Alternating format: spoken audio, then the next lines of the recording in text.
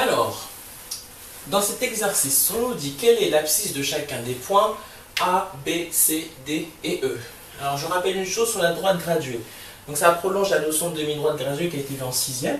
C'est une droite sur laquelle on fixe trois choses. La première, une origine, un sens, donc nous, ce sera toujours de la gauche vers la droite, donc c'est bien indiqué ici par la flèche, et une unité de longueur. On la repère bien, hein, c'est lorsque ça va de 0 à 1, votre unité de longueur. Une unité de longueur qu'on reporte régulièrement à partir de l'origine. Mais je peux aussi aller dans l'autre sens. Et secteur, voilà. Donc là, on a notre droite graduée. Et on a une propriété, deux choses. Lorsque je me donne un point sur cette droite graduée, eh bien ce point va être associé, par exemple celui-ci, je vais le mettre en jaune, par exemple ce point-là. Voilà, lorsque je place ici sur ma droite graduée, eh bien ce point va être associé à un nombre relatif unique qui va être appelé son abscisse. Eh bien, il suffit de le lire, c'est 1. L'abscisse du point F est le nombre 1. Inversement, si je me donne un nombre relatif quelconque, par exemple ici 1, eh bien il va être associé à un unique point de ma droite graduée. Facile, il suffit de placer là. C'est pour ça qu'on peut avoir deux exercices. On peut nous demander de lire l'abscisse d'un point, ou bien de placer un point dont on connaît son abscisse. Alors, donc là c'est quelle est l'abscisse de chacun des points. On nous demande de lire des abscisses. Alors il faut déjà bien repérer notre unité de longueur. Notre unité de longueur se trouve ici. On regarde en plus que on voit que notre unité de longueur a été partagée en 1, 2, 3, 4 morceaux égaux, à part égale. Donc là, si c'est 4 morceaux, là on a notre premier morceau qui est notre premier quart, le deuxième quart, pardon, le troisième quart, et là on a 4 quarts qui nous donnent 1. Bon, il est facile d'ailleurs de lire l'abscisse du point A. L'abscisse du point A, c'est la moitié, entre 0 et 1, c'est donc 0,5. L'abscisse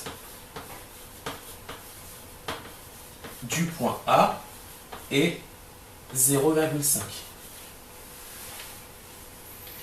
Alors, vu que ça a été partagé en 4, ici mon unité de longueur, on voit clairement, hein, avec les petits traits qui sont tracés, eh bien, ça montre que je vais de quart en quart. C'est pour ça que je pourrais déterminer facilement l'abscisse du point B. Ici, j'ai 1.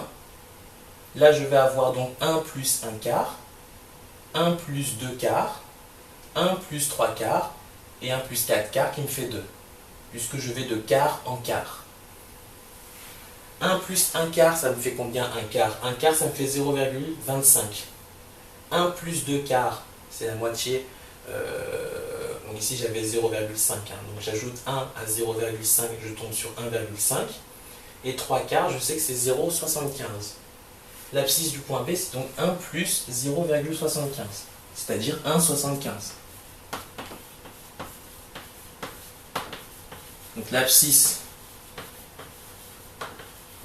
du point B est 1,75.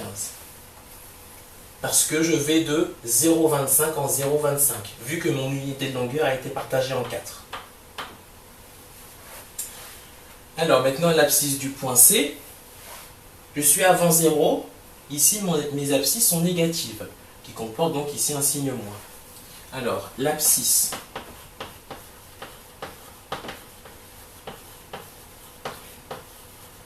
du point C est, comme je suis ici dans mes abscisses négatives, je sais déjà que je peux mettre déjà un signe moins. Alors, je n'oublie pas, je vais de 0,25 en 0,25. Là, je suis à moins 1. Là, ici, je suis à moins 2. Donc, l'abscisse du point C est comprise entre moins 1 et moins 2. Là, j'ai moins 1,25, moins 1,5, moins 1,75.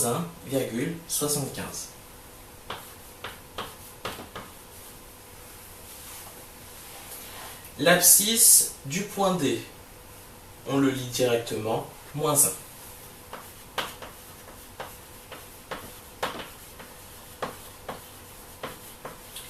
L'abscisse du point D et moins 1. Et enfin, l'abscisse du point E,